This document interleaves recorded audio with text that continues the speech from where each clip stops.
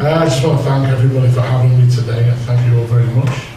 I have a privilege of having one of my old pastors sitting at the back there. I don't know if everybody knows him, but it's Raymond Monahutu. Hello, Raymond. God bless you. Okay, I don't know where to start, but I can give you my name. My full name is Christor Antoni. That's a bit of a mouthful, really. So you can call me Christos, which is short, it's a lot better. Well, we're from Cyprus.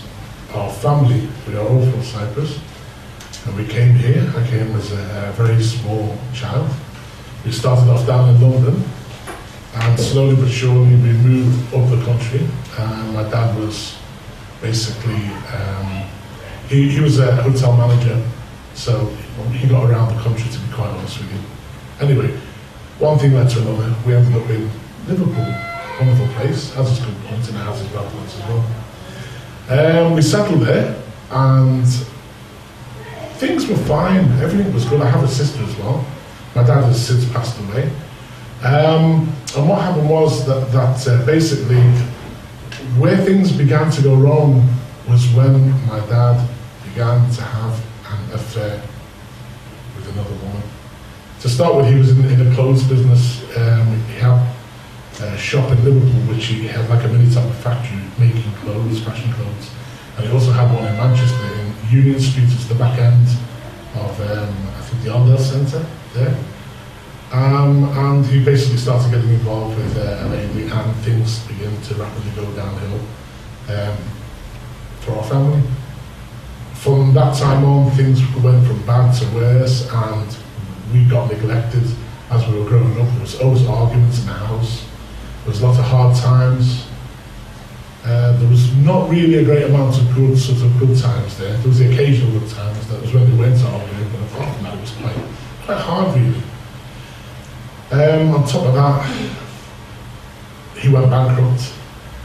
So he had to open something really quick, and they found some properties on the outskirts of Liverpool city centre, which they bought at a very cheap price because they were let down, and we fixed them up and made them into a restaurant. And that was the business we had for many, many years. And that wasn't easy either, because this thing was carrying on, my mum had lost trust, although she mended up with my dad, you know. There was a lot of distrust between them, so she was always looking over her shoulder. Even when they were working together, there was always a lot of strife. I can tell you, because many times Raymond used to pray for me, and I used to go there and share my problems with Raymond and his wife. And he knew the struggle I went through as well, and there were many occasions of going to get counselling off Raymond.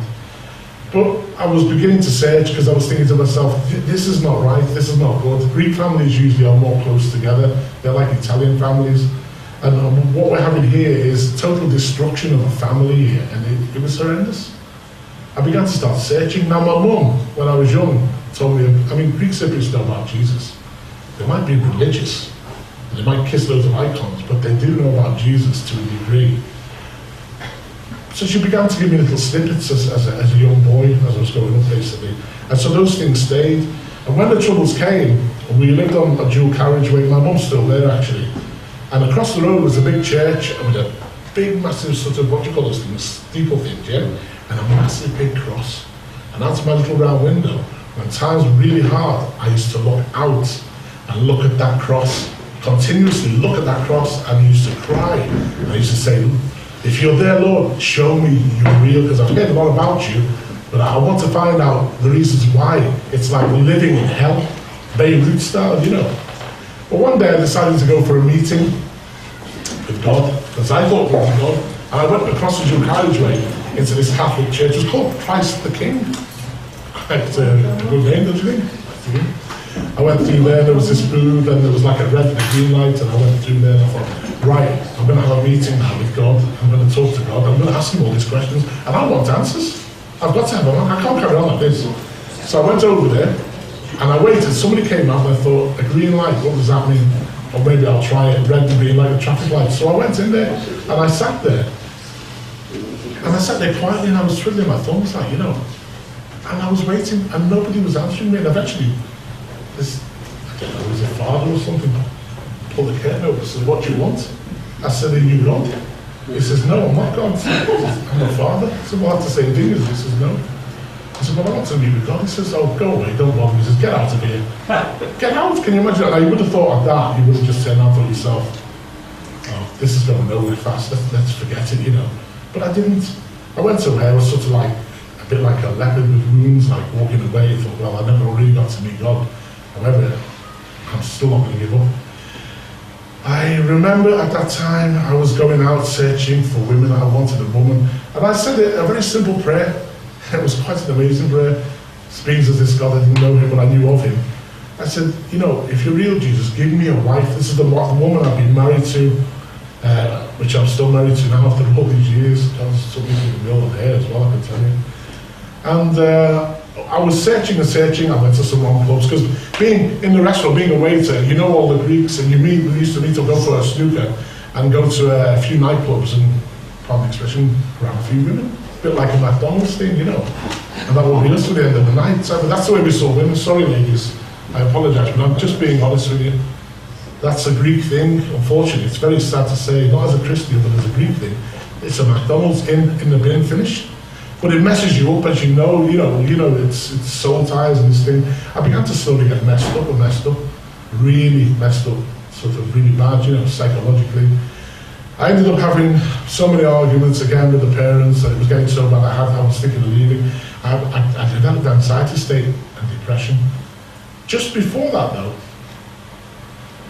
my wife-to-be came on the scene. She is a nurse, and she was going to go out to Greece to go and work out there, and she was studying Greek, and I remember she came with a group of pupils and a teacher, and it was their thing to ask in Greek the food, and yes, can I help you, and he's alright, he's very good, this type of thing, so they could practice their Greek with me, and she enjoyed it, and I caught her eye, and I knew one of her friends, and I basically asked about her, and I would like to take her out. So one thing led to another, we began sort of dating, and it was me who was asking her a lot about Jesus. She was very instrumental about bringing me to know Christ. And there was lots of people that used to come in the restaurant who were Christians. Oh, you got your Jehovah's Witnesses, For some reason, I never felt comfortable with them. But the real Christians, for some reason, they were very much more tender and loving, and they would take a bit of time out to every time they would come and eat, I would make a beeline for them and ask them a bit more about Jesus, a bit more, because I was interested.